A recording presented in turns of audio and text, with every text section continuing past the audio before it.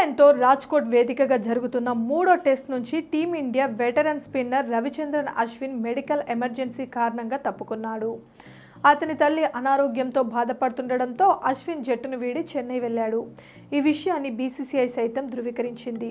ఈ కఠిన కాలంలో అశ్విన్కు అండగా ఉంటామని, అతని వ్యక్తిగత గోప్యతకు గౌరవం ఇవ్వాలని మీడియా అభిమానులకు సూచించింది. అయితే అశ్విన్ గెహర్జరీ టీమిండియాకు సమస్యగా మారనుంది. అశ్విన్ వెళ్లిపోవడంతో టీమిండియా 4 బౌలర్లతోనే బౌలింగ్ చేయాల్సిన పరిస్థితి ఏర్పడింది. ఓ 10 మంది ప్లేయర్లు, ఓ సబ్స్టిట్యూట్ ఫీల్డర్తో మూడో రోజు ఆటను కొనసాగించాల్సి ఉంటుంది. అయితే కాంక్షన్ రూల్లా అశ్విన్ స్థానంలో అక్షర్ పటేల్ లేదా వాషింగ్టన్ సుందర్ను ఆడించవచ్చా? రూల్స్ ప్రకారం బరిలోకి దింపవచ్చనే సమాధానం వినిపిస్తుంది. అయితే ఇందుకు ప్రత్యర్థి కెప్టెన్ బెన్ స్టోక్స్ అంగీకరించాల్సి ఉంటుంది. ఐసీసీ నిబంధనల ప్రకారం ప్రత్యేక పరిస్థితిలో ప్లేయర్ రీప్లేస్మెంట్ చేయవచ్చు. కాకపోతే ఇందులో ప్రత్యర్థి సారథి అంగీకరించాల్సి ఉంటుంది. ఈ రూల్స్ను ప్రముఖ కామెంటేటర్ హర్ష భోగ్లే ఎక్స్ వేదికగా పంచుకున్నారు. ప్రముఖ జర్నలిస్ట్ విక్రాంత్ గుప్తా సైతం ప్లేయర్ రీప్లేస్మెంట్ చేయవచ్చని తెలిపారు.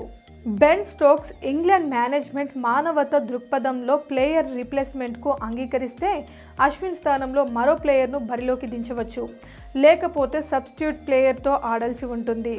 బెన్ స్టోక్స్ రీప్లేస్మెంట్కు అంగీకరిస్తే నేనేం ఆశ్చర్యపోను అని విక్రాంత్ గుప్తా ట్వీట్ చేశారు.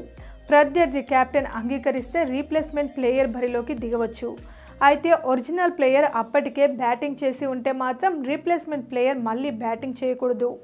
బౌలింగ్కు మాత్రం అనుమతి ఉంటుంది అని ఇందుకు సంబంధించిన రూల్స్ను హర్ష భోగ్లే ఎక్స్ వేదికగా పంచుకున్నారు. ప్లేయర్ రీప్లేస్మెంట్కు సంబంధించి ఐసీసీ రూల్స్. ఇరు జట్ల కెప్టెన్లు టాస్కి ముందే రీప్లేస్మెంట్ ఆటగాళ్ల వివరాలను ఎంపైర్లకు తెలియజేయాలి.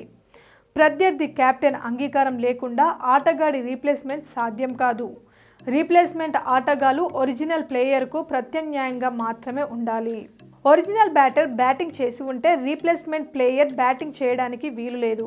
ఈ రూల్స్ ప్రకారం రీప్లేస్మెంట్కు బెన్ స్టోక్ అంగీకరిస్తే అక్షర్ పటేల్ లేదా వాషింగ్టన్ సుందర్ బరిలోకి దిగే అవకాశం ఉంది.